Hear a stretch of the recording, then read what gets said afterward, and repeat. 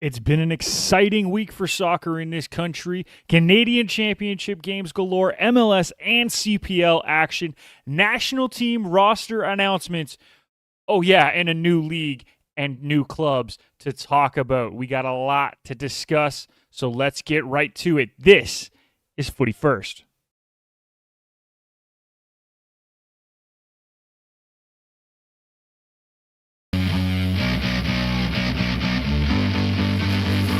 That's right, folks. A new week means a new episode of Footy First. Nick McVicker, joined by Niko Giantsopoulos. Niko, how's it going, my man? Going well. Different setting that you're used to seeing me on this show. Yeah. I've been demoted to my closet because my partner is using the office space tonight. So if you're wondering, that's where I am. I'm trapped in the closet. That's some pretty good lighting for a closet, I will say that. Yeah, well, not to give the dimensions of my apartment too much away. It's like a walk-in closet, and we got a Okay. big window within our bedroom, so it's shining Okay. in. I can respect that. That's fair. It works. It It works for one works. week. Exactly. 1 week. And you know what? If we have to do it again, we have to do it again. It's not a big deal. But anyways, Niko, we Well, we'll got a see. lot. We'll let the viewers know if they like this background more than the other one. I It gives like it. like some 3D dimensions. Oops, with the shadow Yeah, you got a little inside of my depth now. closet there. Yeah, I yeah. Is that what like it's it. called? Depth. Called depth, yes. But you know what, dude? We got a lot to talk about when it comes to the actual football in this country because it's been a crazy week. We had the Canadian men's national team announce their roster for the upcoming friendlies against France and Netherlands. Jesse Marsh's first roster. Lots of MLS and CPL action. We had a new league name and a couple of new teams that we weren't expecting, and Canadian Championship footy as well. So let's start with the Canadian Championship, and I think that's probably the best place to start for now. And cup sets galore in the quarterfinals. We had two in the span of what, a day and a half. It was incredible last week. We saw Forge go in and upset Montreal, and Cavs upset the Whitecaps. Now, the one thing is, only one of those teams moved on to the semis. But it's still a really impressive showing for the CPL sides. Two in the semifinals going up against Derby rivals, by the way, which we'll get into after this. But how impressed were you by the CPL sides in the quarterfinals this year, Niko? Super impressed. We deserve a raise. That's how impressed I was. The budget that MLS runs on and the budget that CPL runs, these games shouldn't even be close, and they were very competitive games. CPL imposed their style of play on the MLS teams, and yeah, that's what I think about it. We deserve a raise. It was Thank you, Forge and Cavs. Yeah, it was very, very impressive in my opinion on how both of these teams were able to not only do well at home, which they both did. They both showed up at home. Cavs lost that first game, but they still showed pretty well in that first one. But they go on the road, both of them, and get results. Wins in BC and Montreal. I think to me, that's the most impressive thing. What about you? Yeah, no, definitely. It's never easy to play away from home.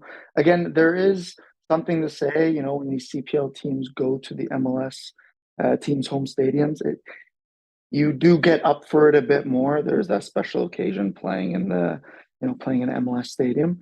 But yeah, very impressive. I mean, we could kind of break down these two games or these two matchups more. Where would you want to start, Whitecaps or CF Montreal? I think you're muted, Nick.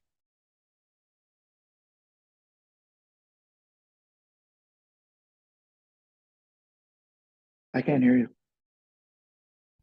My apologies. Turned off the mic. I had to plug my computer in. That's why we switched off the dual shot. But I was saying we kind of did talk about the Cavs game last week because that happened last Tuesday and we were on last Wednesday. So we did sort of discuss that and how disappointing it was that they weren't able to go through because of away goals.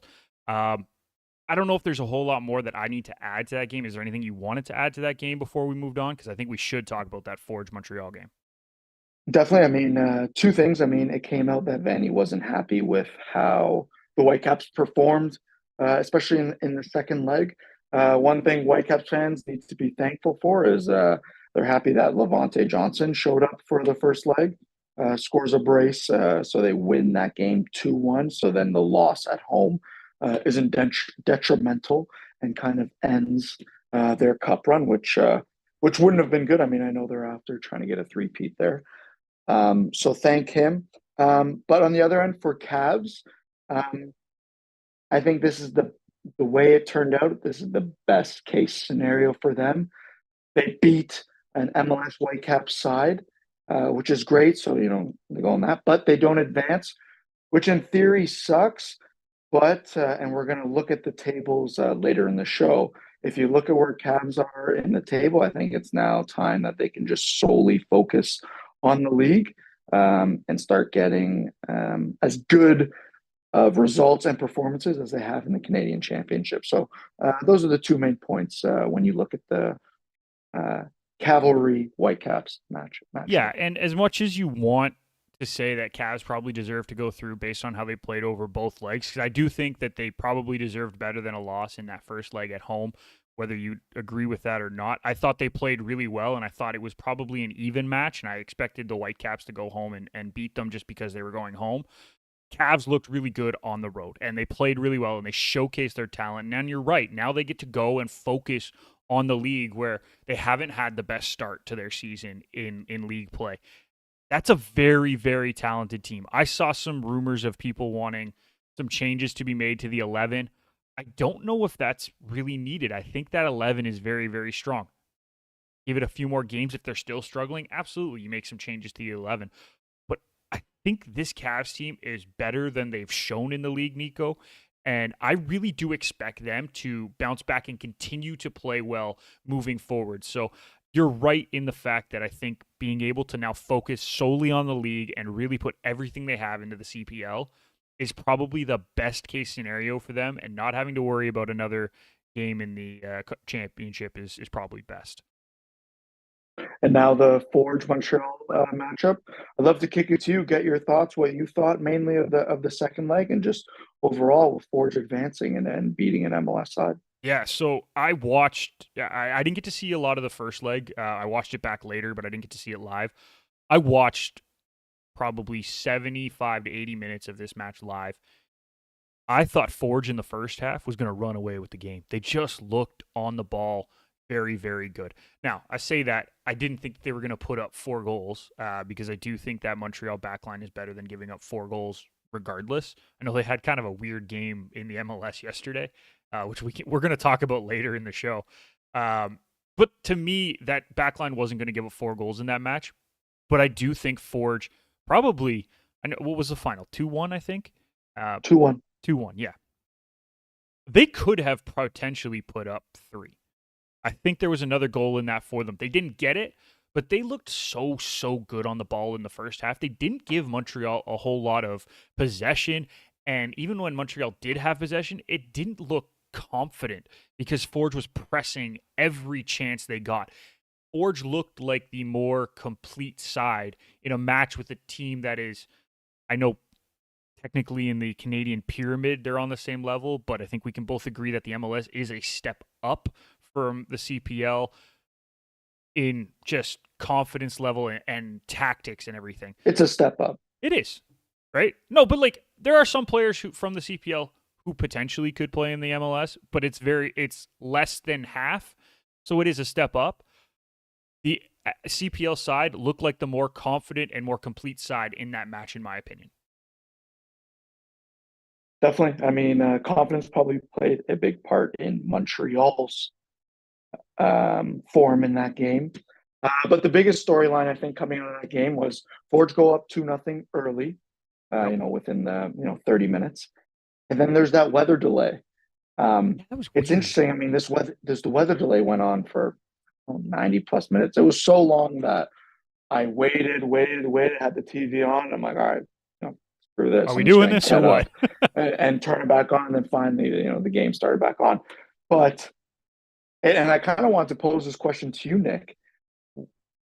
Was the weather delay better for Forge or better for Montreal? given it was 2-0 at the time. It's so funny that you say that because I was genuinely trying to think about this before. And I think, in my opinion, it was actually more beneficial to Montreal to reset. But I do think Forge answered that perfectly. I think they came out and they kept that intensity, they kept that work rate up after the break. Montreal did respond to a poor start, and they got that little bit of time to allow that. But I do think Forge did a good job trying to respond to Montreal's response, if that makes sense. I think it benefited Montreal more, though. I agree. I think it benefited Montreal so much so that I thought Mr. Saputo bought some rain clouds, put them over the stadium, and just started torrential downpour on the pitch. But I mean, Forge at that point, 2-0, had all the momentum. Everything If I'm going. a Montreal player at that time, my head's going down like fuck me. We're sucking in the league right now. Now we're losing to this. I mean, they look at us assuming as like amateur footballers at this point. We're losing to this Farmers League team. But then you have a chance to go in. It's a long weather delay. It's not like one of those 15 minutes. So we're It was like essentially, if I'm 70 minutes imagining, almost.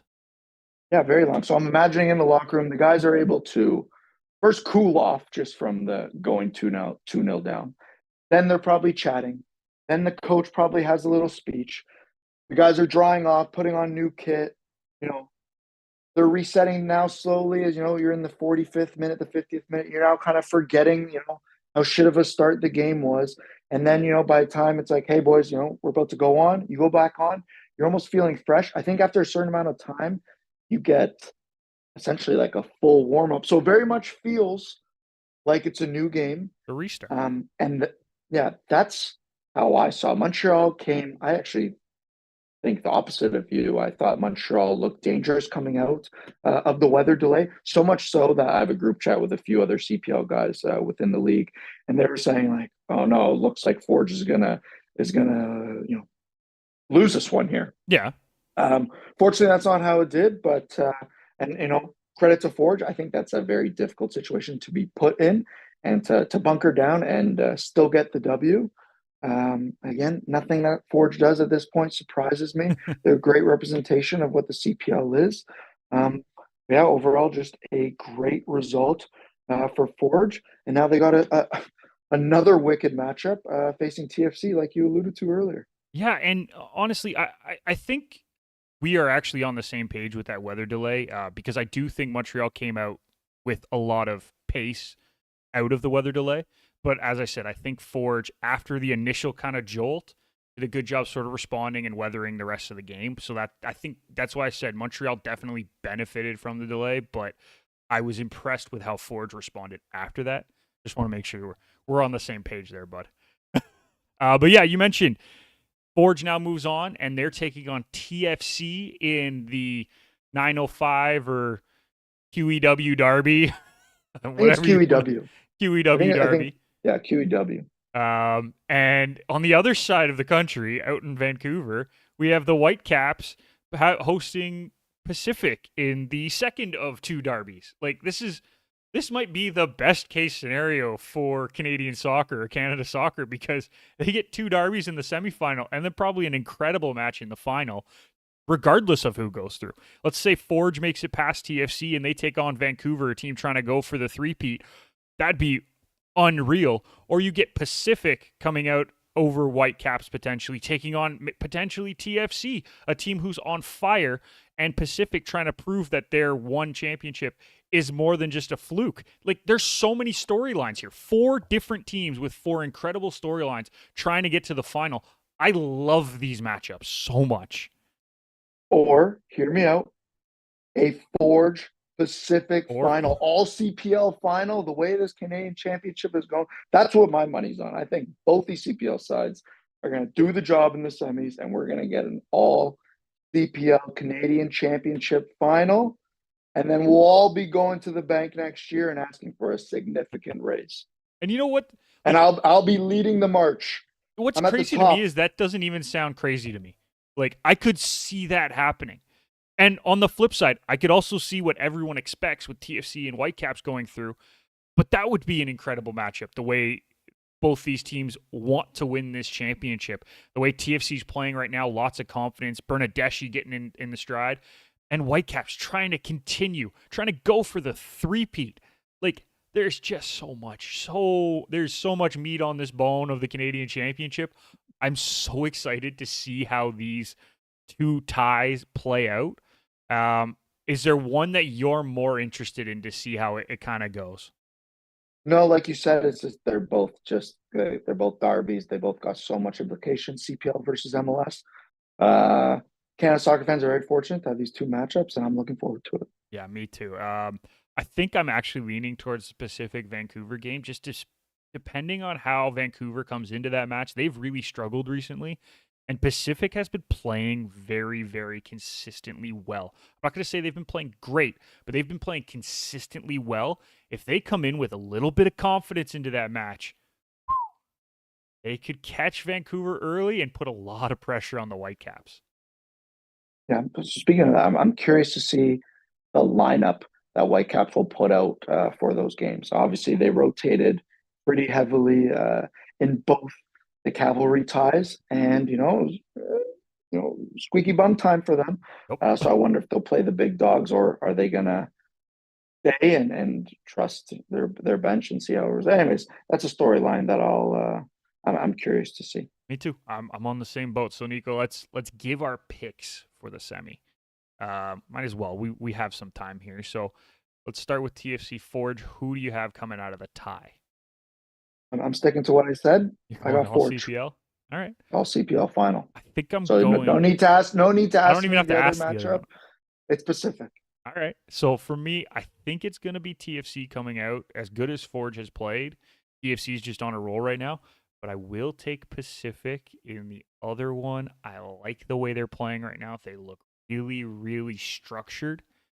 So that gives me TFC Pacific in the final. I love it. So much fun. Anything you want to add in the Can Champ before we move on, my friend? No, Pacific's living Vancouver FC's dreams. That we really wanted that Whitecaps matchup, and Pacific get to this year. So it pains for me to say this now that I'm a proud Vancouver FC player, but I'm rooting for Pacific in that matchup. There's nothing wrong with rooting for Pacific. It's just you want it to be There there. there are rivals. I know. We although I'm new to this team, I'm on the team. I buy in right away. I hate those guys. Yes, but here's I my thing. hate them. Here's the reason that I say this might not be the worst time to cheer for Pacific. Is you're a lot closer to the Whitecaps, and the Whitecaps have actually are the team that you're probably the most rival with, considering you share a city. It's like the lesser of two evils for you guys right now. Sharing a city or sharing a province. Yeah. There. Lesser of two evils is Pacific for you in this tie. Yeah. Still hate those guys though. Yeah. On record. Fair enough. I'll give you that. But in the tie, you're going Pacific. We can move on. We can move on. From Canadian Championship to Canadian League, we now have a new name for what we've been calling Project 8 for so long. Diana Matheson and her team have finally announced their branding, and boy, Niko, it's a beauty. I love the name of this league. The Northern Super League has been born, kind of following along the lines of what they've done in England with the WSL, the Women's Super League, and as well as down in the States with the USL Super League joining as well. I kind of love the idea of a Super League, and going with Northern instead of Canadian kind of adds a nice little touch to it as well. So the branding is good. The colors with the kind of mint green and purple are an interesting combo, but I really like it. I don't know. Everything about this brand drop to me was well done, and I think it was perfect. Yeah, no, I agree. They love the name. I love the fact that they didn't feel the need or didn't want to, put women Yes. in the title. It's the Northern Super League. So like that, obviously you mentioned the colors, the Northern Lights.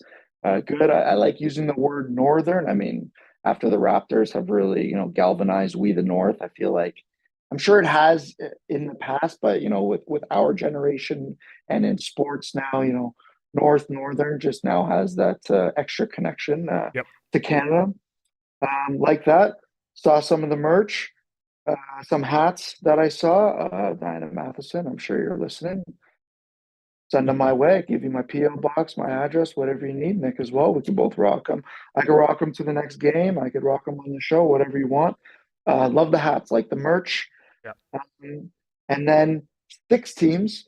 We could kind of talk about that. I mean, obviously, it was called Project Eight because at the beginning, when the announcement was made, is we're going to have eight teams in the first season. Slight adjustment. They've gone to six. I don't really have any major issues with that. And the six cities are going to be Montreal, Toronto, Ottawa, Calgary, Vancouver, and Halifax. So I love how they're covering from as far east to as far west. And as the league grows and expands, they could start filling in between. But again, the branding and all that is great. And those are my initial thoughts. Yeah, I was really impressed with the branding. The fact that they are across the country is great too. The fact that they got into Quebec right away, I think is Mm. also really big. That's such a big football market. I know the CPL is trying to get into Quebec. We all know that. That's not exactly a secret. But they had to deal with what was the Impact at the time, but now CF Montreal when they wanted to bring a new club in, and that was kind of the holdup at the beginning. Now they don't think there's an excuse. They need to get into Quebec. Well, Diana Matheson's like, forget that. We're not even waiting. We're going straight in. They got that done. I love it. There's so much excitement around it, and there are some roster rules. Niko, I think you have them in front of you, right? I don't have them in front of me, but I know there's I seven don't have all the roster internationals. rules.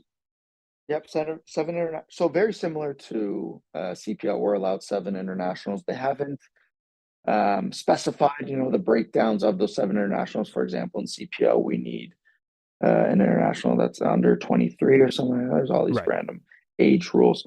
But the main things on how they're going to be building the rosters that I want to bring up, and of course, me being a player, the first thing I look at is salary and salary cap. So what they announced is a $1.5 million salary cap and a 50K minimum. Um,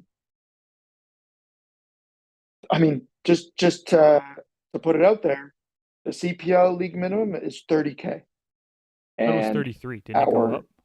nope, 30K, and the salary cap is like 1.2 million. Yeah.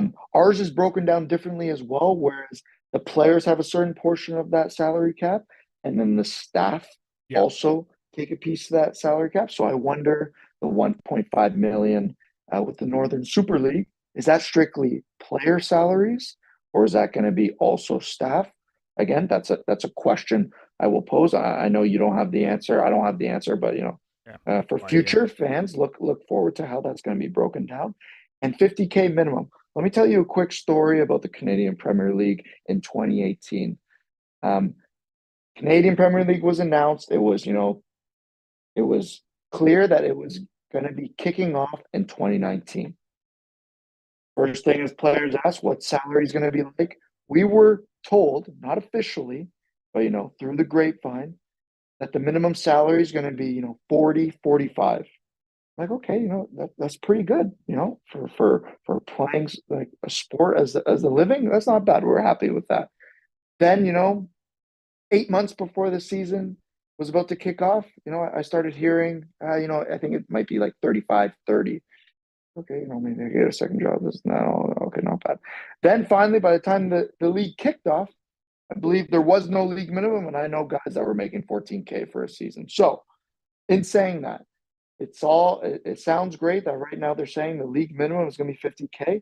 I hope that it stays, and that is 100% true, and these girls can actually make a livable wage playing the game of soccer at the highest level in Canada. But I wouldn't be surprised if it's not a 50K minimum and it does drop down for whatever reason. Again, I lived through that reality. But I'm hoping it's not, and or maybe it's 50K league minimum, but they're including all these other things that come with being an athlete. We'll find you a brand deal that's worth 10K. They could do it that way, but Right. I'm curious if they'll be able to when the first game kicks off that every single girl in that league is He's making making at least 50. 50K. Yeah.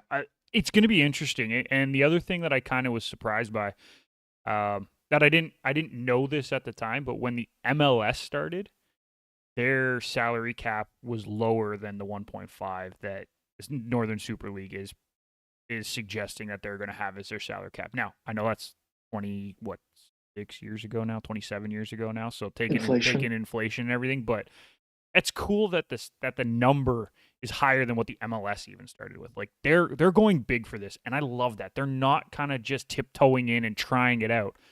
This is going to be something that they're putting money into, and hopefully it follows through. And on top of that, they're going big with some of the stadiums and some of the other branding. So like one of the other teams, Calgary Wild FC, has their brand, their logo, and their colors. I kind of love it. And they've announced where they're going to be playing in year one.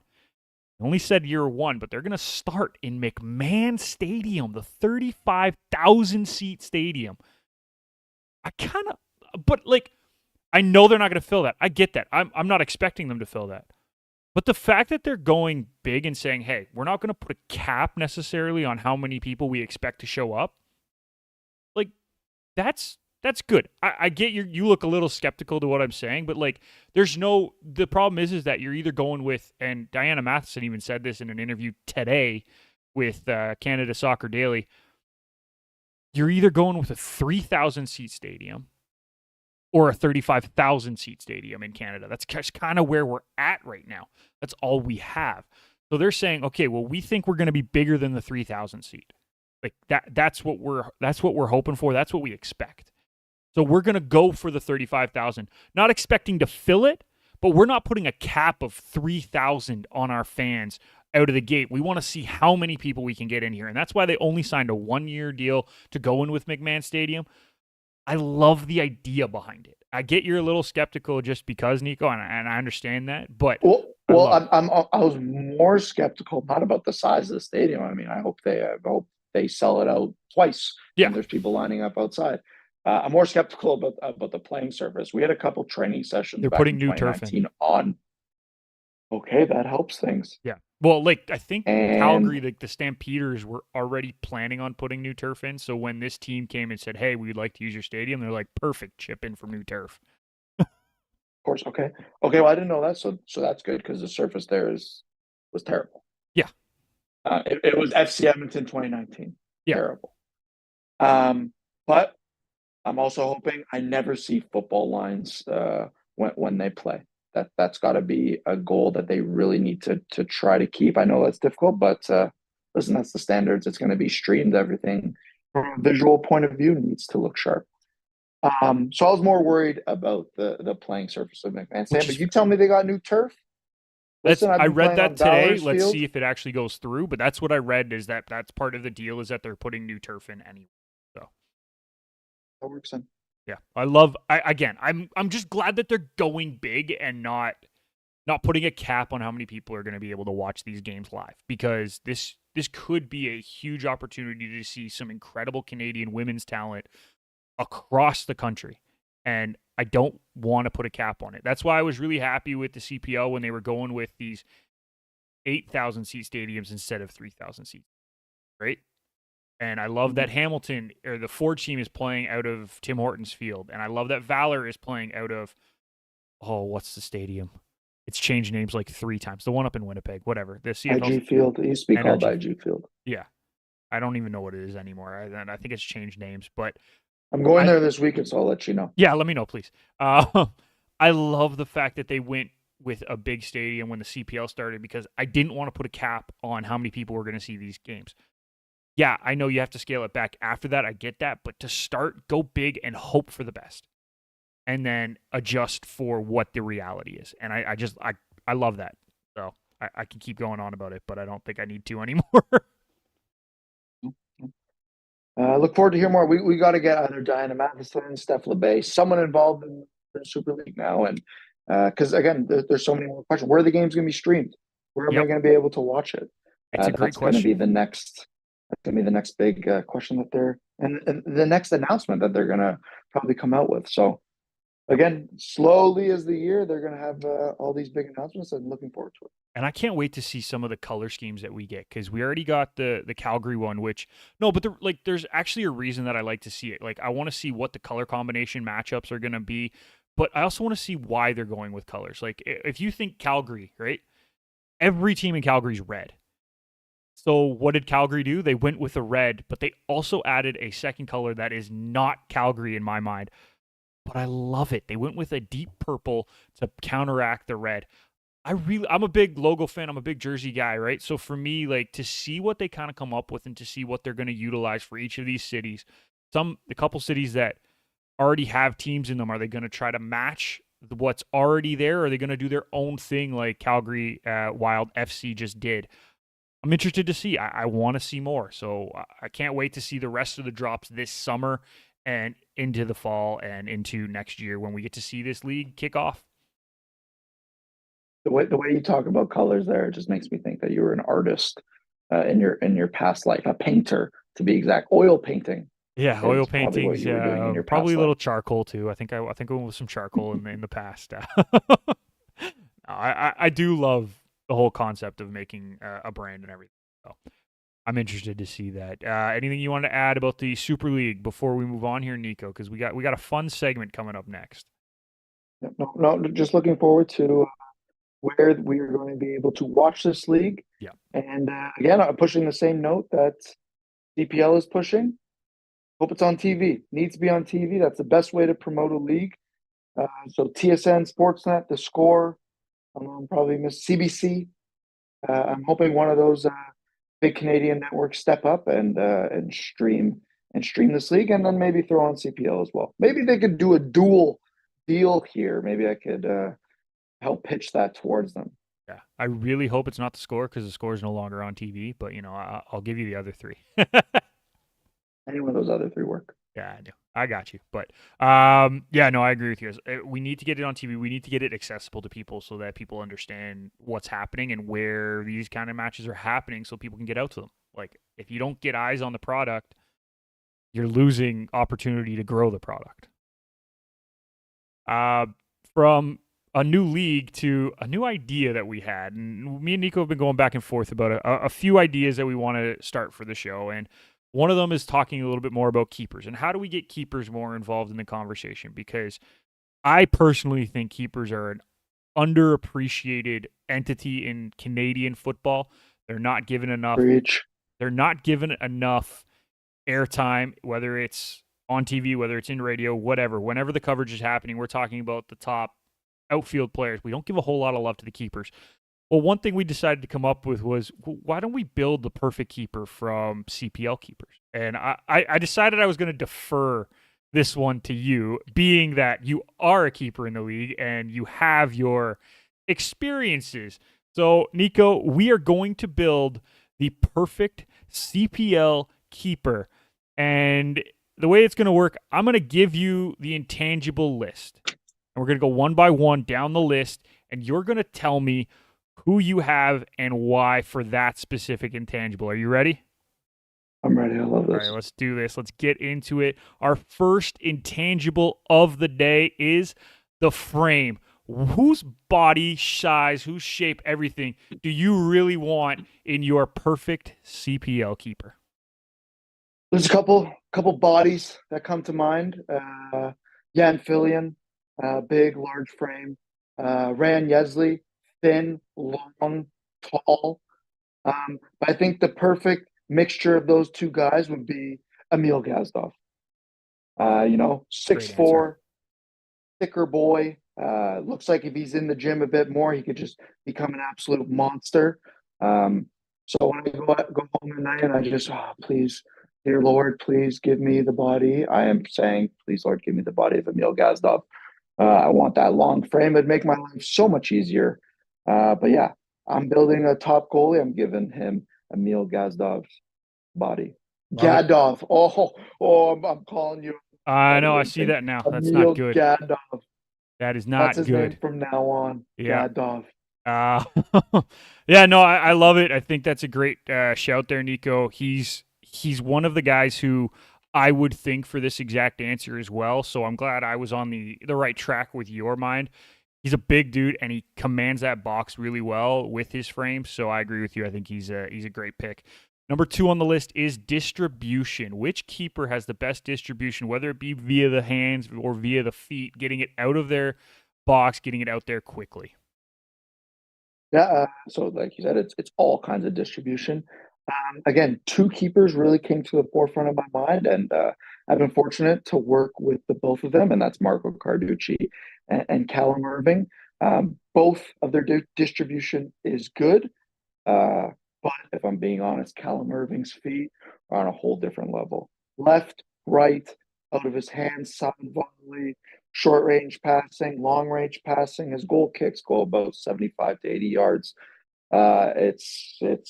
It's incredible, to be honest. I remember I spoke to Noah Verhoeven a few years back, and he would say, "Yeah, Callum just jumps in the possession drills, and you wouldn't even know like that he's a goalie." So we love that. So again, this one was almost the easiest uh, uh, pick for me, and yeah, I see it now day in day out, and it's it's actually incredible. He's been the most impressive to me when the ball comes back to him, whether it's a pass back or regardless in the league, being able to just get the ball out of his feet, make the right pass more often than not, and just how accurate his long balls are. He's able to get it out quickly and accurately, which was why I agree with you. Distribution, definitely I had Callum Irvin. This is the first one that I think we might be different on, but I do like your answer in the end. So who do you have for crossing? Crossing. So again, box domination is also something that comes to mind. So let me just say first who I picked. So I picked Tristan Henry. Um, No so longer that's who CPL I got. keeper, I guess. So we're doing all-time CPL keeper at this point. CPL alumni. Yep. And later in this list, you'll see another name Yep. that's used to be in the league. But Tristan Henry, my mind right away went back when I was trying to think of who should I pick for this attribute. Went back to 2019 and 2020. Whenever we had those games, Cavs versus Forge, um, and let's just say Forge was up, or they were always tight games. There were always one goal games between those two clubs. And kitchen sink time, you're dumping the balls in the box. Tristan did such an incredible job at expanding his range. And if at any point the ball had a little bit too much loft on it, he was coming out sometimes even at the top of his 18-yard box and just claiming a cross right at the top. I saw that so many times, and these are in big moments, CPL finals, CPL playoffs, Canadian championship games. And that's where my mind went. So for me, Tristan Henry, the attribute of Tristan Henry on cross taking. Yeah, and you know what? Like thinking about it more after I saw your answer, I did understand why you went with it. My initial thought would be to go with a guy like Gazdoff or Fillion, who's just that big. The other name that I've always been impressed with how he does handle crosses, maybe not everything into the box, but crosses specifically. I've always been impressed with Nate Ingham's ability to come out and claim a cross from like the goal line and stuff like that. So he was up on my list, but actually thinking about it, I get where you're coming with Tristan Henry. I may have gone Ingham, but I like your answer anyway. Next up, Niko, we have shot stopping. This is a big one for me because especially in the CPL, we get a lot of guys making runs in behind. You need to have a good shot stopper at the back. Who do you have as your shot stopper? Shot stopping for me is the number one job for a goalkeeper is keep the ball out of the back of the net. Yep. So for this category, I'm going to put myself. Oh, Um, okay. yeah, super arrogant, right? But no, I would say that is my best attribute as a keeper. Um, I'm not going to talk too much about myself, but I would love for other people to, you know, speak to former teammates of mine. I feel like they're always a bit taken back with my shot stopping abilities. So we'll keep this one brief, but for shot stopping, I'm putting Giant Sopolis in net. Yeah, and I'll say straight up, it was down to you and Marco for me for this one. If I was going to build my own, Marco always just comes out and makes that initial save most of the time. Sometimes he gets caught with the rebound, but I find his shot stopping is really good. But you're right up there with him, in my opinion, top two, and have been since the very beginning of the CPL. So I wasn't surprised that you went with this one. I love the answer that you're in here. But Carducci was my other answer for this one if I was building, and we had to be different. Yeah. Let's move Have on. to. Let's move on to one-on-ones. Similar to shot stopping, but it's actually a different tactic. Who do you have as your 1v1 keeper in the CPL? For me, this was a pretty easy one as well. Nate Ingham. Again, I've worked with him for a year. I've known him for a long time. Him on one-on-ones is very impressive. The way he's able to move so quick while he's staying so low, chest forward, staying square to the ball is very impressive to me. He emulates very much. I don't know if he emulates Allison or Allison emulates Nate Ingham, but just like Allison is so good at the 1v1s at the EPL level, Nate Ingham for me is easily the best 1v1 stopper for goalkeepers in the CPL. I'm sure if you look at his highlight tapes, whether it's on YouTube or just from seasons back, there's plenty of those saves. Like I said, he gets low, he comes out fast. It's all about timing and kind of understanding, does the player have control of the ball or not? When to Yep. creep, when to stay, when to hold. He's got a larger frame as well, and for all those reasons, why I got him. I love that answer. He was my number one as well. Another sneaky guy that maybe people might not expect to be a 1v1 guy, Callum. I think as you said, he comes out really quickly off of his line. So the 1v1, he doesn't give the keeper a ton of, or the striker a ton of time to get set and try to place a perfect ball. Sometimes he needs to read the play a little bit better. That's why I would give it to Nate. But I do think Callum's very, very good one-on-one. Probably the most important thing for a CPL goalie, in my opinion, outside of pure shot stopping, is leadership, because most of the time these keepers are more veteran players. I know we're starting to see some younger guys come in. Who has the leadership category for you, Niko? Future CPL commissioner, current president of the Players Union, Marco Carducci. I love He's it. the current captain for Cavalry FC. Um, what happened here with the graphic? Is there a reason why I'm blocking the Because we're thing? No big running out deal, of right? space for more answers. We're just covering the legs now. Fair, fair, no problem. Yeah, Marco Carducci again.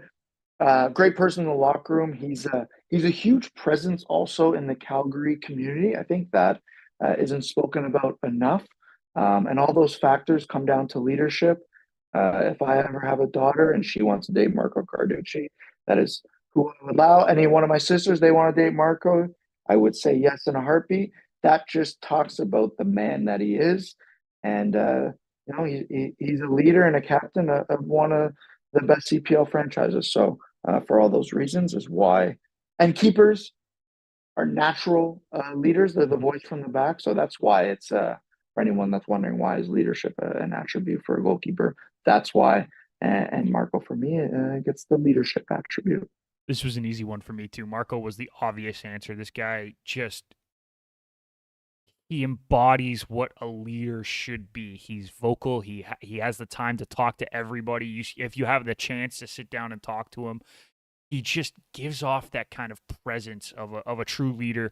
So for me, it was an easy answer as well. I think Marco is the leadership incumbent in the CPL. From leadership to athleticism, who's the guy that kind of screams athleticism for you, Niko? This one screamed at me as well, and that's Tristan Henry. Now, some things that people don't know. Oh, why, Niko? Why are you picking Tristan Henry for athleticism?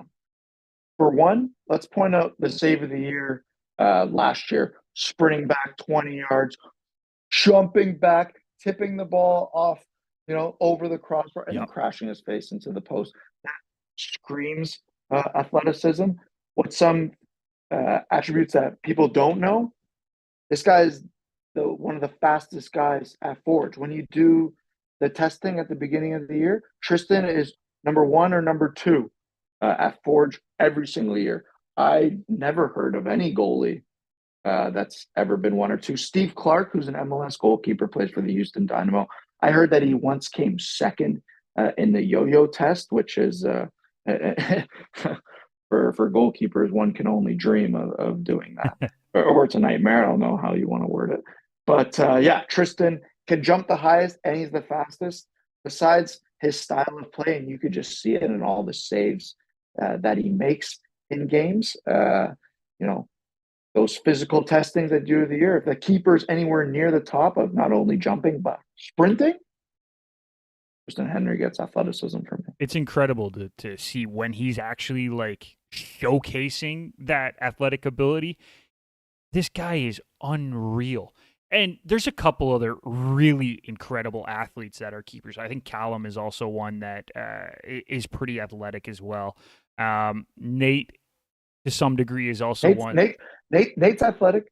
Nate's probably the best volleyball player in the Yeah, CPL. So multi-sport athlete. that's what I've heard about him. So that's why I'm not overly Right? shocked. You've heard about his volleyball skills? Yeah, well, I think I can't remember who said it, but it might have been you that I was talking to about the fact that this guy's just like an incredible athlete. We went to Mexico and we were tearing up the beach volleyball courts. We didn't come off for 4 hours. We were playing duos. It Nice. was insane. That's incredible.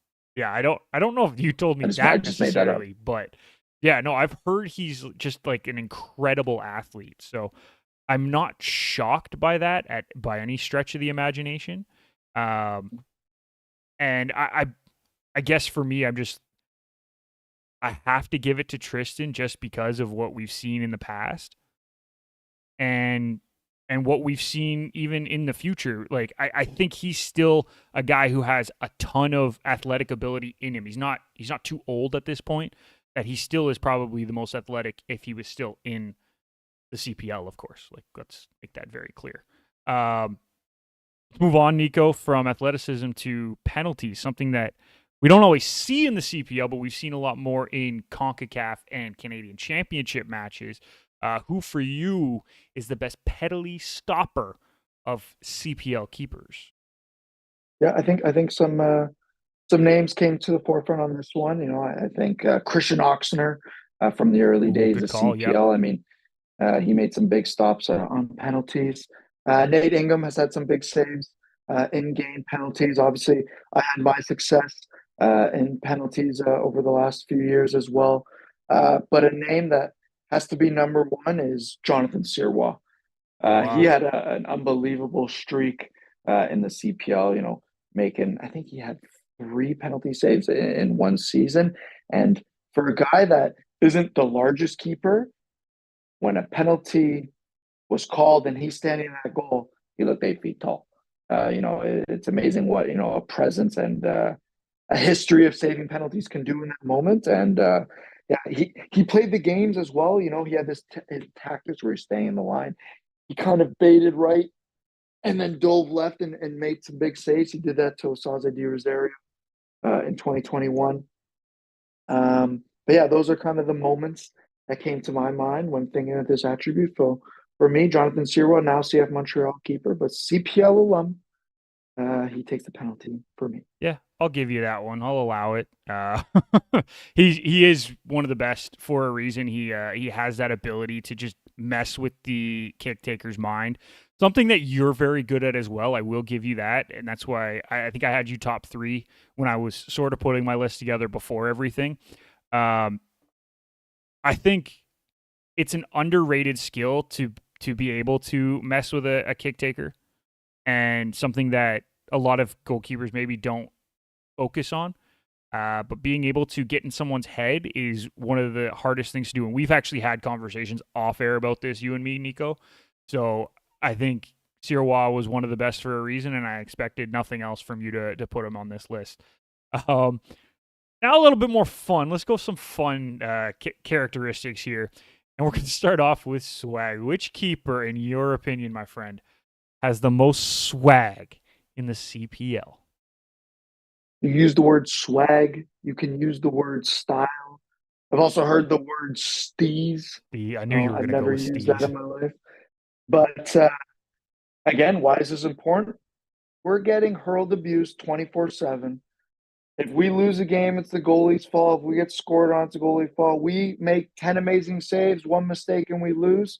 We suck. We're the worst. Everyone's on us. So you got to have that style. You got to have that swag about you, be able to puff out your chest in the toughest of times. So that's why swag is important for a goalie. Yep. In saying that, style and those pre-match outfits look good, feel good, play good. The guy that came to my mind, another one of my former teammates, he now has the whole Greek sleeve down his arm just to complete the look. Fresh, fresh off his haircut, got the earring dangling, Jesus piece from here, chains, glasses, all that. Everything. That's Ilya Himeris, Yep. the York United goalkeeper. Uh, this guy, if he wasn't a goalie, he'd want to be a model, probably a Calvin Klein underwear model. He loves himself.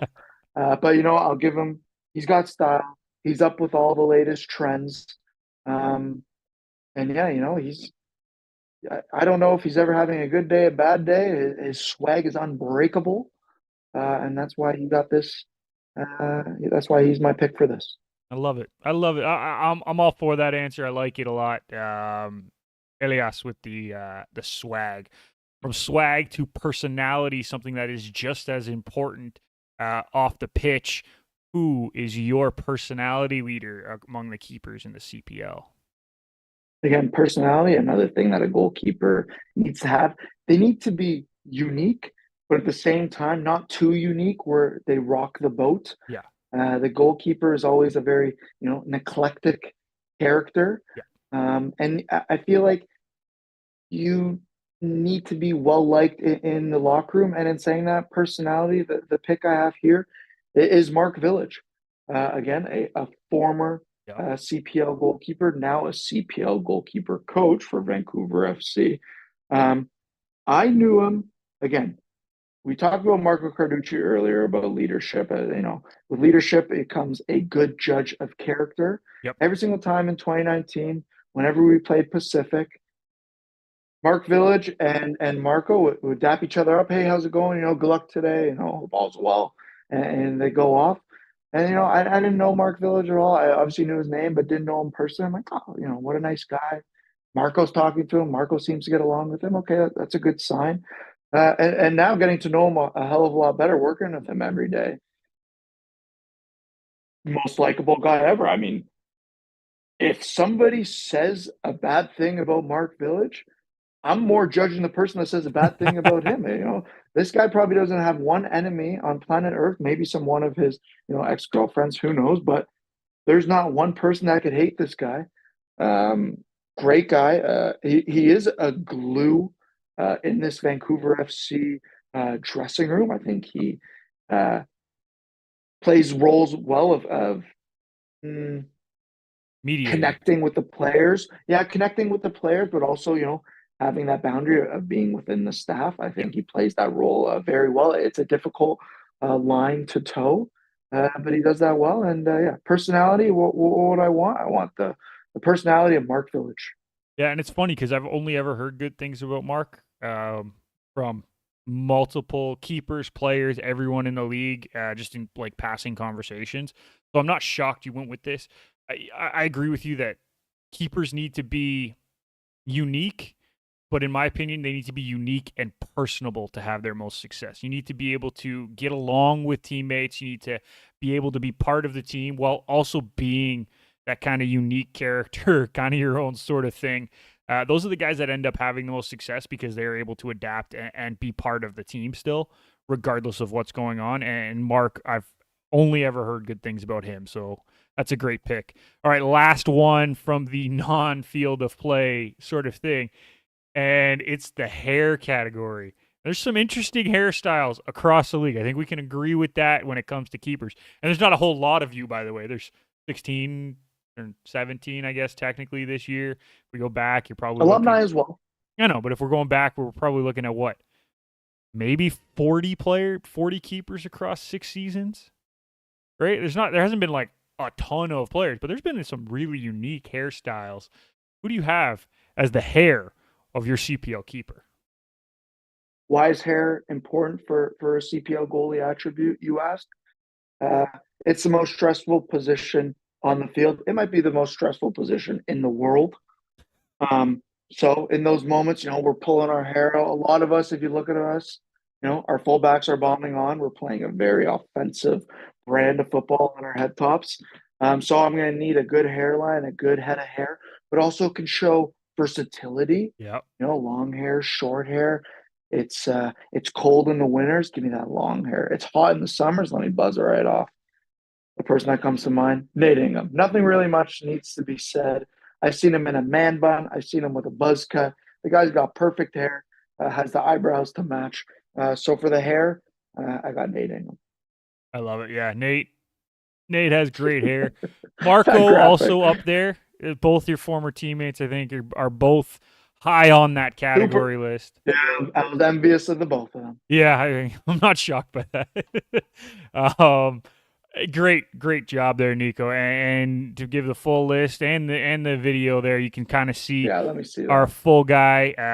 It's a good keeper there, and minus some spelling mistakes on the graphic. I think we did. You did a great job there, dude, to build That a very strong keeper. that keeper plays 6 months in the CPL, and then he's bought by Chelsea Football Club, and he's playing the Prem as long as he has a European passport. Yeah, he's heading over there with no issues. So If So we got to add an attribute. We'll give the passport of Ilya. I know he has a Greek passport, so that makes him Jan eligible for maybe all the. Yeah, I don't know. Vincenzini. I'm sure there's a few. There's Yeah, actually, no, go with him. That guy's the most European. We've got lots of guys who could potentially go over there, which is great. That was a lot of fun, Nico. I hope we can do some more stuff like that moving forward. Maybe we do our 11s, or maybe we build a perfect striker or something. We'll have some fun with that kind of segment moving forward. Let's move on from the CPL to let's talk some ups and downs across not just the CPL but also the MLS. Let's take a look at the standings. And Niko, I'll give you first go. Where would you like to start? Are we going to go CPL or would you like to go MLS? Your pick here, my friend. We just talked a lot about CPL, so let's give that some attention Let's go right now. MLS. All right. Well, MLS action going on right now, and there's some interesting movement in the standings since we last spoke about it. I know it's a little small, people. Don't worry. I'll read it out for you. Let's start with the Western Conference, and we have Real Salt Lake leading the way with 30 points through 16 matches, followed by the LA Galaxy, LAFC, Minnesota United FC, Austin, Vancouver, and Colorado in the guaranteed playoff spots right now, 1 through 7. Below that, we have Houston and Portland sitting in the play-in spots. Seattle Sounders, St. Louis City SC, FC Dallas, San Jose, Earthquake, and Sporting KC round out the West. In the East, it is Inter Miami, a big shock to everyone, leading the way with 34 points through 17 games. They've looked fantastic this year. The other teams in the guaranteed playoff spots at the moment, FC Cincinnati, New York City FC, New York Red Bulls, Columbus Crew, Toronto FC sitting in 6th, Charlotte FC as the last guaranteed spot. Philadelphia Union and Nashville are the two teams sitting in the play-in after a huge game last night for Nashville where they looked fantastic, by the way. The teams outside looking in, DC United is only 1 point back. Orlando City SC is 2 points back, followed by Atlanta United, CF Montreal, Chicago Fire, and the Revolution, Niko. Lots to go over here. I'm going to give you first crack. I have a few storylines I want to keep an eye on, but I'll give you first crack about what you want to talk about here. I think, well, for me, I'm just going to focus on the Canadian team. So Yeah, if we're looking at the East, I look at Toronto and Montreal. We'll start with Montreal near the bottom. Disappointing, where they're at and just the run of form they've been. Obviously, they got the win the other day against New England, yeah, or sorry, against DC United, which was an important win given that a they're huge ahead of win. them on the table. But what I do want to highlight is they're, in 13th with 16 points. Also, MLS is about a third of the way roughly. Yeah. of their season, or is it half? I can't remember now. I No, it's looked about a for it before. third. It's 38 games. They're through roughly Okay, 16. perfect. 38 games. Yeah. 38 games is the MLS season. Okay, so they're It's about a just third of under. the It's way. under it's just over a third of the way through. They are 3 points, which is a merely one win away Mhm. from a play-in spot. So, granted, that win just the other day ago helped them a lot, A lot. but they're still in it now that they're eliminated from the Canadian Championship. Maybe they can get a little run of form. Joseph Martinez, maybe if he's able to come back at some point in the season, can that give a little bit of life into this Montreal side? That would help for But sure. for for me, their goal should be trying to get into at least the play-in spot, and then see where they can go from there. Is this team built to make a run in the playoffs? No, I don't think so. I think they're a bit too inexperienced, but still very possible. The East is always very tight, so all you need is a bit of good form, a nice run of games, and you could find yourselves in a playoff spot. And then anything can happen at that point. Toronto, sixth place, 23 points, a record of 7-2-7. That's 2 draws, 7 losses. Um, Not bad.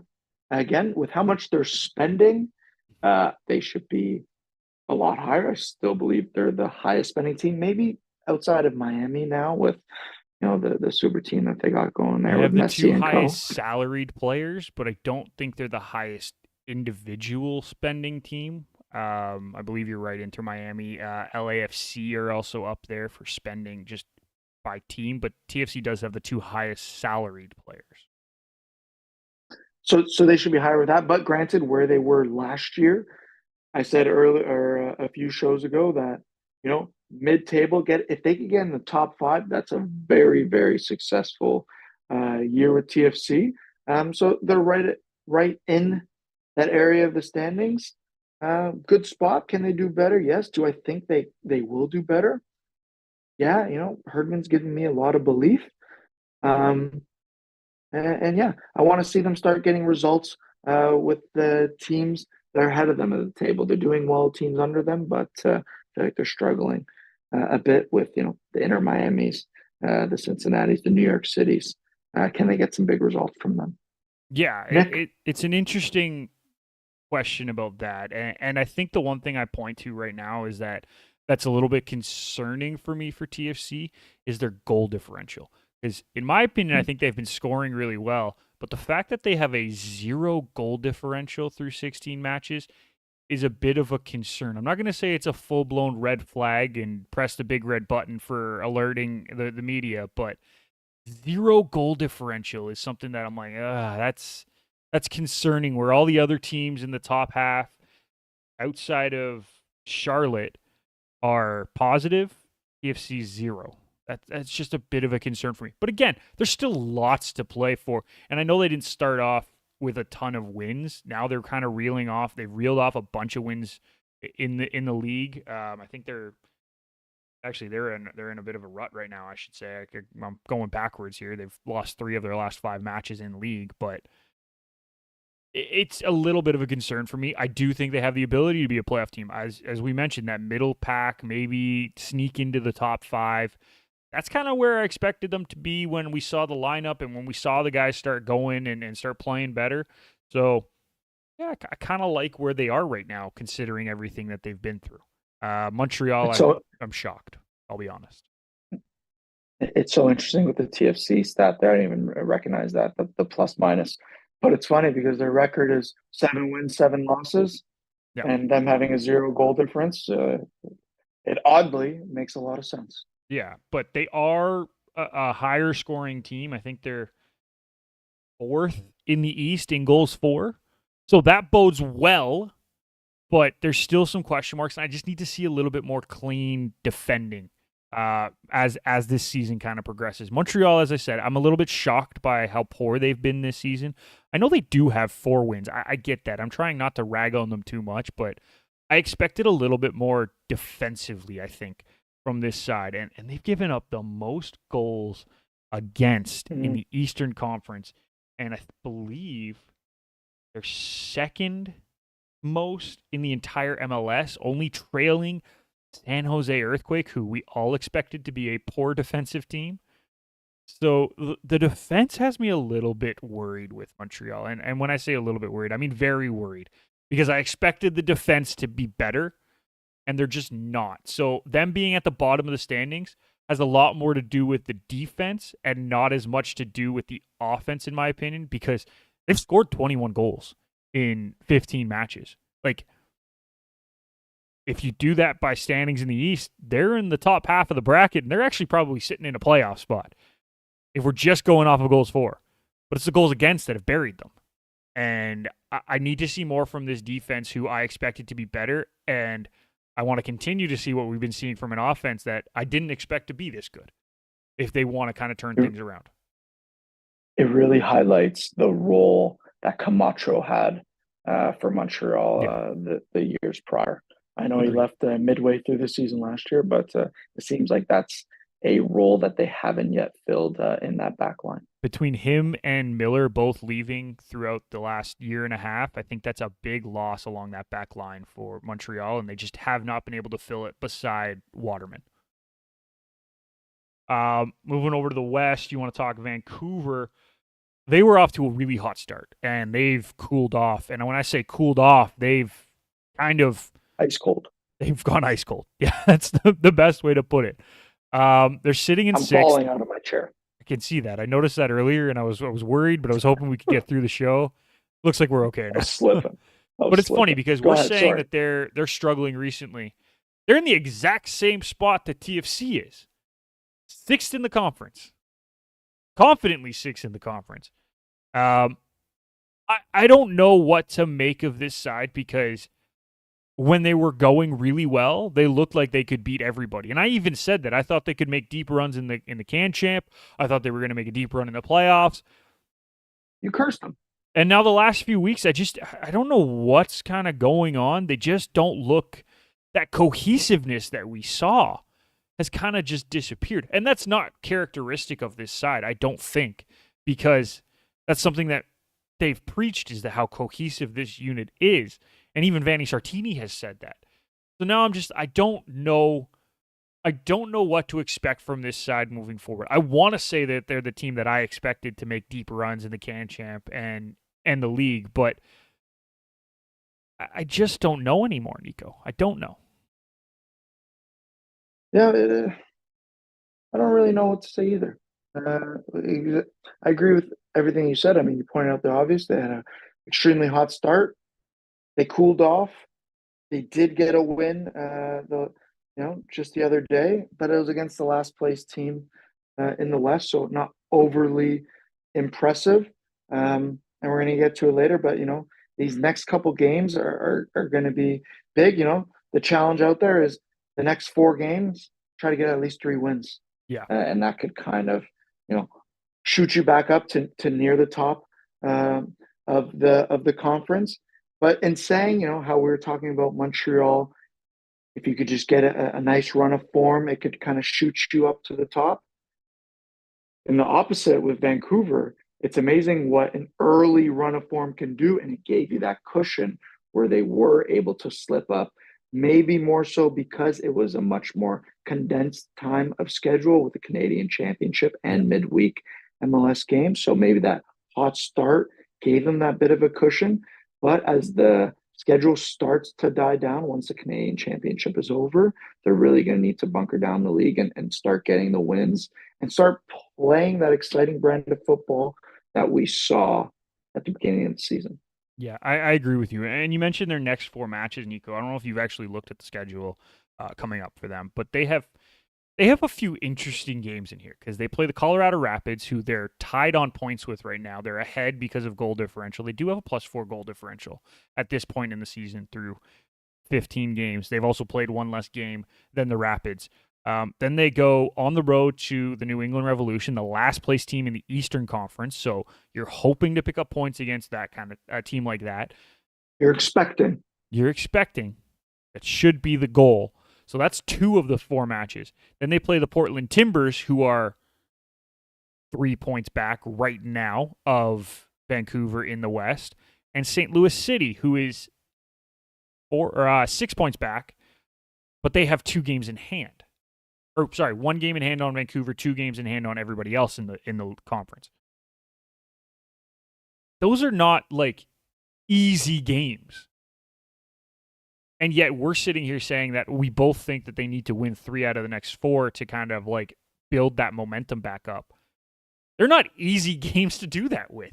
Outside of maybe the New England match, those are tough games because St. Louis is a team that was a revelation last year in their first season. They're sort of struggling to start this year, but you know they're going to want to push for the playoffs. Portland hasn't had the best of starts, but they've got 5 wins on the season already. They got 4 draws, 9 games they've picked up points out of 16 so far. You know they're going to come out and play really hard at home as well. And then you also have the Rapids coming in this weekend on Saturday. That's not an easy game. Like, none of those 3 games are not easy games. The New England game, okay, yeah, that one's probably an easy game or an easier game. There's no, like, easy games in the MLS, you know what I mean? But, like, that's an easier game. Those other 3 are not easy games. I don't expect them to walk over these teams. So, let's say they get the guaranteed 1 from New England. They still need to pick up 2 out of 3 out of very difficult matches. It's going to be interesting. And I think I agree with you that they need to pick up 3 out of 4 if they want to get that momentum going again. But it's been such a hectic schedule over the last month for all 3 of these MLS Canadian sides, and Vancouver looks like it's hurt them the most. I think that's easy to say. Yeah. It's all very tight, and it's going to, as it always does with MLS and decision day, the final day of MLS regular season, is always so exciting. And there's no doubts after looking at the table now that we're in for another one of those. Yeah. One thing, by the way, in that match that they played yesterday, Vancouver, did you see the stats of that game against Sporting KC, the last place team in the Western Conference?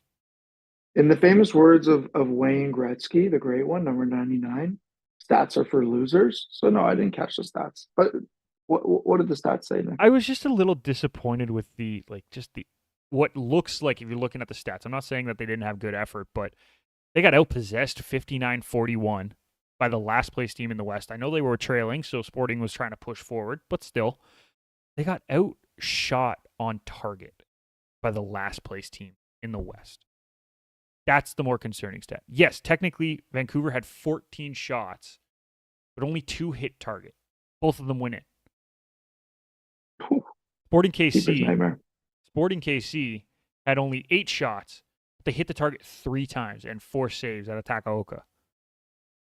They got outshot on target by the last place team in the West. That doesn't sound good.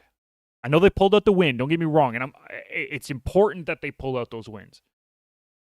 But they need better performances to go along with the results if they really want to get back on track.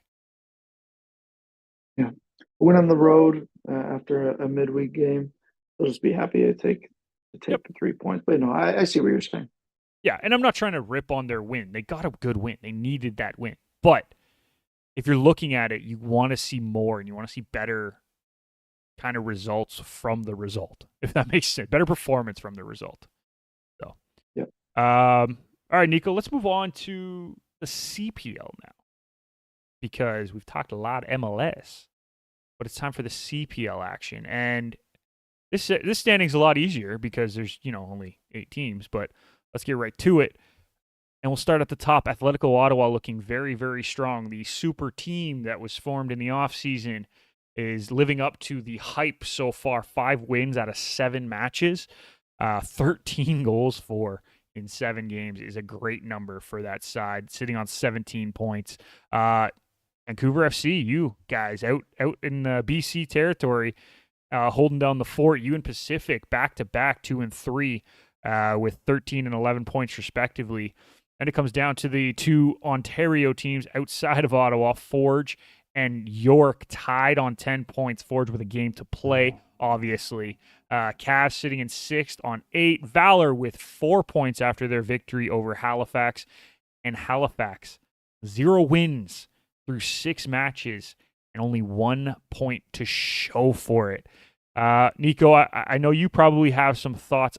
If you don't mind, I would like to start with some things that pop Please, out to please. me. And the big one for me is Cavs and Forge. While I know Forge does have 3 wins on the season, and in certain matches they've looked really good, I almost want to see more from this side. I think this is a very strong team, and the fact that they only are +1 in the goal differential is just curious to me. I'm not going to say concerning, but is curious to me. And the fact that we've talked about Cavs maybe struggling a little bit, and they're also sitting on only +1 goal differential.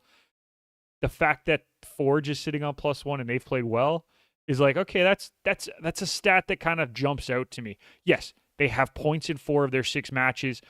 I still think that there's more to come from this Forge team. The other thing is Cavs really kind of need to turn this around. They got 1 win in 7 matches. Yes, they're picking up points because they have 5 draws in the other 6. But I need more from both of those sides because I expect more from both of those sides. And that's because they've been so good for 5 years in the CPL. I just expect more from both of them. And I've also been very impressed with your side, Vancouver, a team that I expected to fight for a playoff spot, right? Maybe in that 4 to 6 range. They've really come out and shown that you guys have the ability to play a nice brand of soccer, and you're picking up results. 12 goals in 7 games is nothing to gawk at in the CPL. So for me, I've been really impressed with that and really disappointed with Forge and Cavs. Niko, I kind of want to get your opinion on this, the CPL standings so far. Yeah, it's a good time to look at the standings right now in the CPL because we just finished round 1. You play every team 4 times. Now, everyone, obviously, besides the Forge and Halifax, because that game was delayed Yeah. due to scheduling conflict. But for everyone else, everyone's played each other 1 time. So this is a small but a good enough sample size to review the It's a standings. quarter of the season. Yes, exactly, quarter of the season, exactly. What stands out? I mean, you got to look at Halifax at the bottom after Yeah. 6 games, 0 wins. Only 4 goals for. Disappointing, especially when they brought in players like Valesky, who I thought personally was going to do very well in the CPL coming from the USL. So Halifax stands out in my mind. Ottawa at the top, like you said, so much hype going into the season from them. For me, if they weren't in first place right now, it I mean, actually I if don't they know. were trailing Forge, I don't think anyone would be shocked just because it is Forge. But yeah, you're right. Them being at the top of the table right now doesn't surprise me. The roster that they have, it's a very No, impressive roster. So good for them for matching expectations, which is difficult to do, especially so when tough. you are aware of those expectations. As a group of players. Everything else, it's so tight right now in the Yeah. CPL. York, who is in 5th place, if they win 1 game and let's just say we lose, they jump to 2nd place. So very tight, fine margins at this point. Cavs, like I said, need to kind of focus now on the league and get wins. I expect and suspect that they will. Easier Oh said yeah. than done, but they do have the roster and the experience to do so. For me, those are the main storylines looking at the CPL table. Yeah. No, I agree with you. The other thing that we didn't actually mention, um, Ottawa's gone through the first 7 games, played every single team, and has not lost yet. That's just like if we're just looking at standings and numbers on the page, Undefeated. it's interesting, right? The, It's the Invincibles. so far, so far.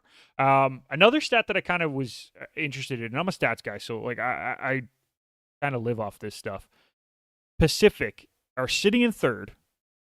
They have 3 wins on the season, 2 draws, so they've gotten points in 5 out of their 7 matches. Combined goals for and goals against is 9 through 7 games. They only have 6 goals for, but they've only given up 3.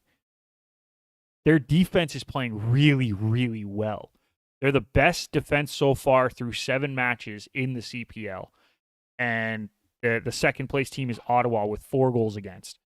But that Pacific team, as I said, I wouldn't be shocked if they pull the cup set up against Vancouver because of how well they play defensively. And it's showing in the CPL. It's shown in their cup run so far. They're the only team from the CPL to beat Ottawa, I guess, this year because they pulled off the win in the championship. But they're a good team that I think are getting a little overlooked by certain fan bases. Yeah, after the quarter of the season, obviously they had their main player, Sean Young, the Dome center Yep. back, a player who unfortunately went down with an Achilles injury.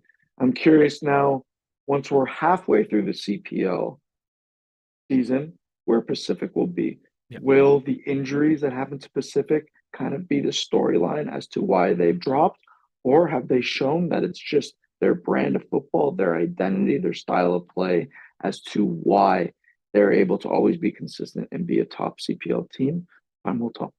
Yeah, it's going to be interesting. I do like how the table is shaping up because it leads to a lot of fun storylines to watch the rest of the season that we've kind of touched on, and I can't wait to see more of it. So, anything you want to add before we head on to the Twitter watch, my friend? No, Vancouver FC, we're in a good bit of form right now. We are happy with being in second place, but we're also not content or getting comfortable at second place.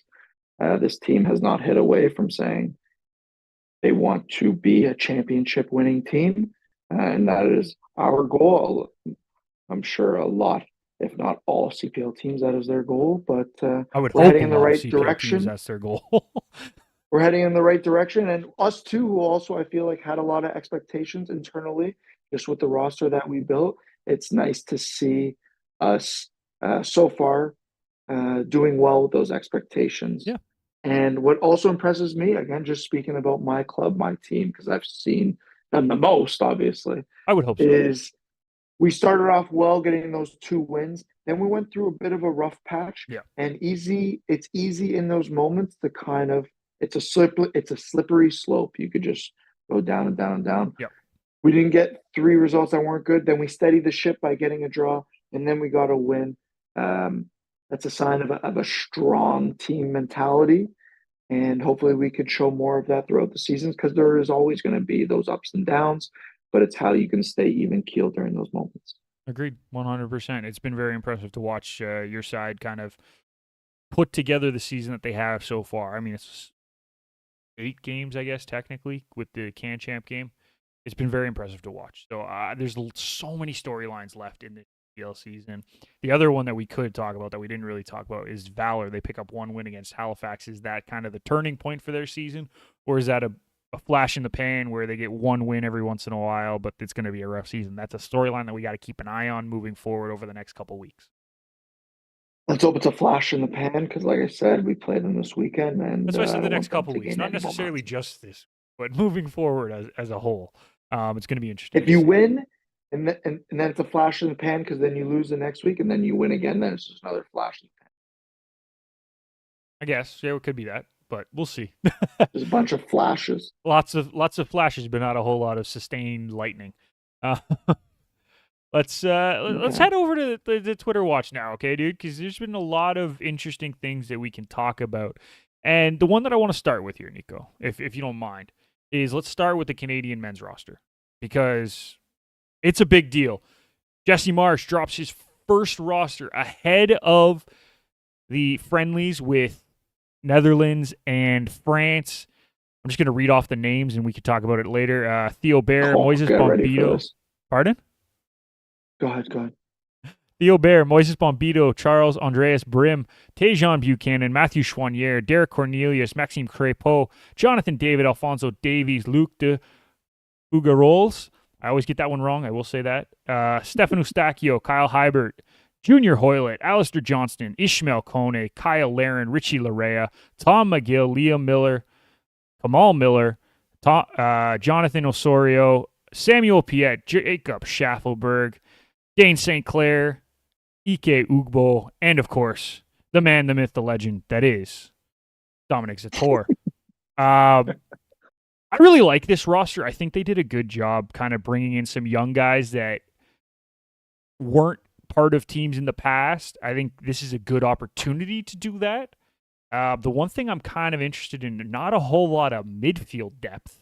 I think out of this entire roster, only 5 players are natural midfielders. So that'll be interesting to see how they kind of use that formation. Marsh seems really, really high on the use of Moises Bombito. Um, I'm going to be interested to see how he's used because I do like the player, but he is very young, inexperienced at this level. Niko, what do you think of the roster that was brought in? First thoughts right away is Jesse Marsh. Definitely knows soccer because he got my boy Dominic Sator back in the mix. Shout out to Zats as well. I mean, I don't know if you were following, but an insane ending to their season. They were Oh, in a crazy. relegation spot. One more game to go. They're playing the fourth place team away from home, and they get the 2-1 win to survive, and they stay in the Polish top flight. I was 90 speaking minutes to for him. your boy, too. Of course, I mean he's a beast. We all know that. I was speaking to him after. He said this is one of the greatest feelings in football he's ever had. And then 2 days later, he got called into the men's national team. And then I said, "This is probably the greatest week that you've ever had in your life." And he easily agreed with that. So Yeah. Jesse Marsh definitely knows soccer. With picking him, a name that I also like seeing was Theo Bear. He's Yep. been out of it for a bit, but he's been killing it out in Scotland, getting goals. They love him out there. A lot of rumors that he's going to be getting a move out of the league to challenging predominant league. So interested to see how that progresses, and will a call up into the men's national team help with that move? Is Jesse Marsh thinking about that as well? Who knows? He might be. Other than that, yeah, midfield depth, um, of course, but no, the same faces, the Osos. The Hoylett was a name that could have been taken out of the roster, but he still got selected. I like that. Hoylett brings something that not a lot of our players can bring. He's got a very unique style, both offensively, not so much defensively, but he is special on the ball. I like that pick. I think it's a bit different. And then again, the keepers, Dane St. Clair, Maxime Crepeau. I'm curious to see who's going to get the start in those games. Are they going to go 1-1, and Jesse Marsh can take a look at the two of them? Who knows? But those are kind of the names that jump out to me. Yeah, I agree with you there. And another name that's not on this list necessarily, because he's technically not on the roster, but brought into camp was another goalkeeper, Gregory Swiderski, who we talked about before. He was brought into camp as a fourth keeper. I kind of like that move by Marsh. He's 20 years old. So not bringing him to the Netherlands and the French matches as an option, I kind of get. But bringing him into camp, giving him a feel of what the Canadian national program is. He's a dual citizen. I like the move. I like the move a lot. And the keepers that are in front of him, it's going to be hard for him to like surpass those guys maybe this year to try to get into the the Common Bowl Copa America roster in a month. But I really do like the move to bring him in. Yeah, definitely one for the future. I mean, they're obviously trying to convince him to side with Canada Yeah. and cap tie him.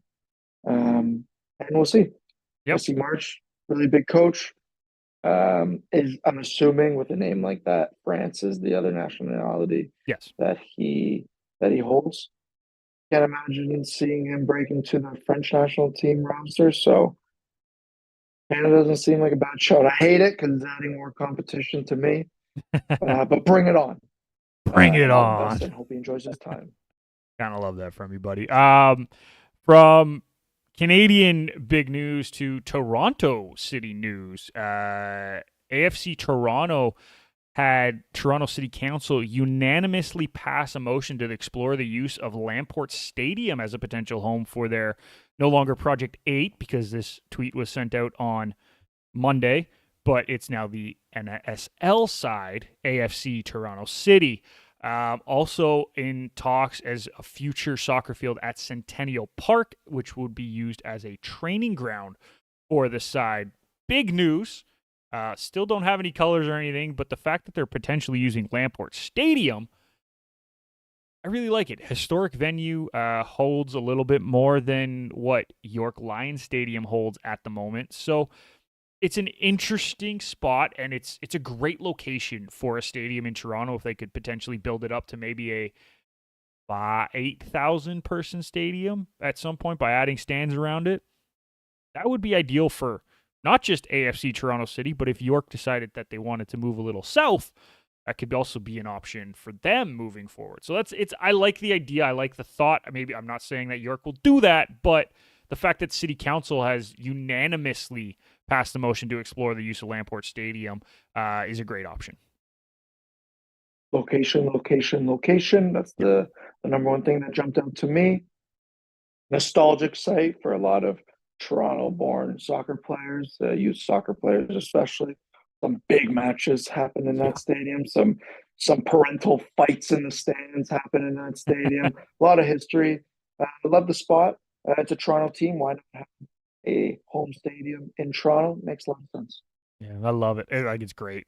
From super positive to kind of, I guess for me it's kind of funny, but let's just get into it. The level of outrage has kind of reached a peak in Vancouver as fans of the Whitecaps are furious that Messi and his cohorts didn't make the trip up, I guess, to Vancouver to play the Whitecaps last week. And it's reached an absolute new height with a petition asking for retribution and payback for the lack of Messi at the home game between the Whitecaps and Inter Miami FC. Niko, I find this funny that there is a petition started because when you buy a ticket to any sporting event, unfortunately, there's the inherent risk that the player that you would like to show up doesn't show up. Now, is it realistic to say that he's not going to show up? No, because most of the time they show up.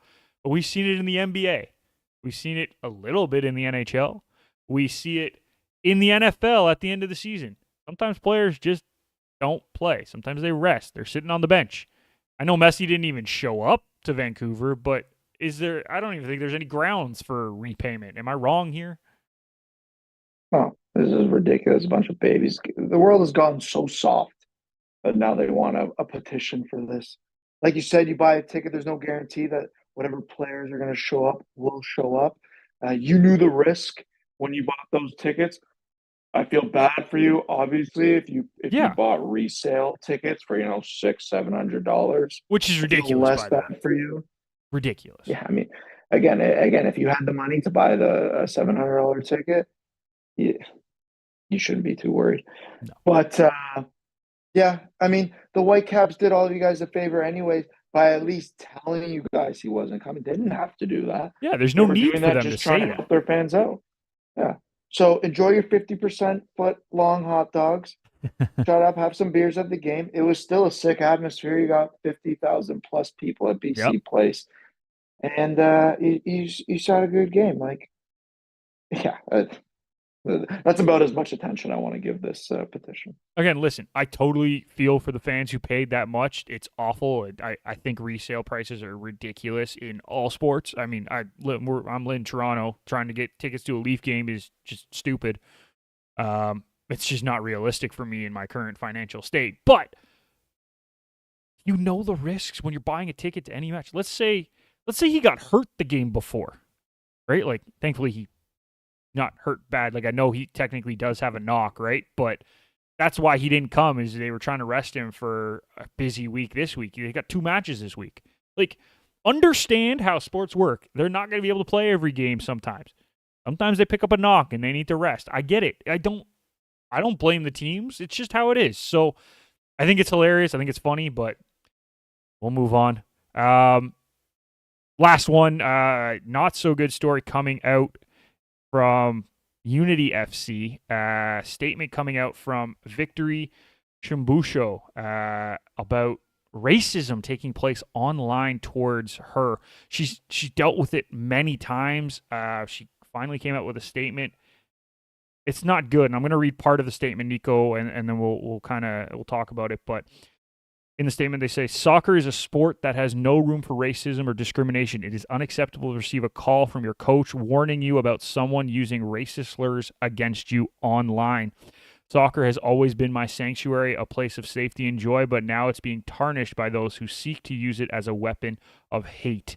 Racism has no place in sports, nor in life at all. I stand in solidarity with my brothers and sisters from all ethnicities and cultures who face racism. This is not the first time I've been targeted with racial slurs, and we must take a firm stand against it whenever we encounter racism. No room for racism is how they ended the statement. It's a strong statement, and the club followed that up with a statement of their own, reading very, very similar, saying that they stand with their player, Victory Shambusho. In the comments section of the league's live match broadcast, there were racist abuse directed towards her. The league has acted swiftly, which is great, and deleted and reported the offensive comments and is taking steps to prevent further incidents. But this is a dark cloud right now on this whole situation. You hate to see it. You hate to see it. It's embarrassing that still at this day and age we're having to deal with this. Like she said, there's no room for racism in life, period. Yeah. And there's no excuse for this behavior from anyone. I hope that League One BC, because it was from the live chat. If it was live correct, chat. That's where it was come from. So hopefully this is trackable and traceable. They could bring it to an account and hopefully bring it to an actual real life individual. So this keyboard warrior can really get disciplined in real life, not just his account banned from League One BC, and hope there's some serious consequences for this person. Shouldn't even be called a person because he's a piece of shit.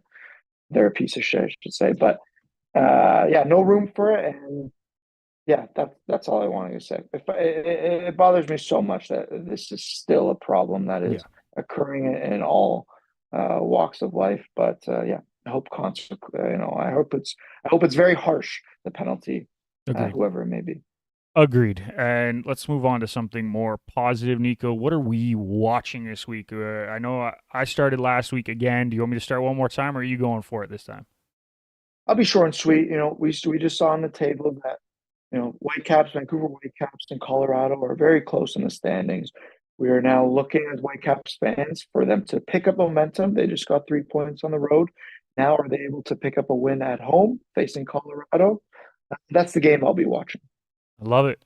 I'm going similar idea. Teams separated by one spot in the standings, but I'm going in a different league. Head over to the CPL, and it's York taking on Forge in Hamilton. I really, really like this matchup. I think York's offense has been firing the last few matches. Brian Wright and Austin Ricci are really starting to find their groove playing together. And Forge, as we mentioned, started off good, but kind of lulled a little in the CPL, not necessarily in the Canadian Championship. This is going to be a fun match, a rivalry derby match. You gotta love it. Anytime you can see one of these, I'm always excited to see it. Definitely, yeah. And this will probably be the last game of Morrow at the helm of York. Let's see if he can go undefeated as a head coach in the CPL. We'll probably have a different conversation next week about who's the head coach of York. But first game, he got a big win. Let's see if he can make it 2 off the hop and have a 100% winning record in the CPL when's all said and done. Niko, that's all we got this week. It's been a fun one. Lots of great talk today. I really appreciate you jumping on with me as always, dude. Any last words before we head out? Nope. Follow us on social. Soccer is red hot in this country, and promote it to anyone that you know. Whether it's someone that you know isn't into the game, try to take them to one of your local soccer games. Yes. Engage in conversations with them. Try to share this beautiful sport, especially Canada soccer. Canada's going to be playing Netherlands and France in some friendlies. Go to a bar, watch the game there. Bring a friend that's never watched the game. Hockey playoffs are going to come to an end soon. If you got a Leafs fan that's kind of down in the dumps, the Blue Jays suck, the Raptors are done, take them to a TFC game. Anything you can to promote the game of soccer right now, do it. It's thriving, and that's my message to everyone there. And what a fun summer to do it in. We got the Euros coming up. We got Copa America following that, where Canada is taking on Argentina in their first match. Like, this is the time to get involved right now. I agree with you, Nico. Get your friends that are not footy fans out and watching, because they will become footy fans with this summer that we have in front of us. What a great show, dude. We got lots more to come next week when we cover a little bit more CPL, a little bit more MLS. Can I say something quick? Absolutely. I think I'm going to stay. This is going to be the new setting for the show. I feel a lot more comfortable in the other chair. It's like I'm like real close, and then I see myself in the camera there, and I'm like, this is a lot more relaxed. You look more relaxed. Casual. I'll give you that. Yeah, I think this is what I'm going to do going I like forward. it. So expect, and then to you see never this, have to more worry of about this your background. partner. She can have the other half of the house. Keep her in there, lock her, throw away the key.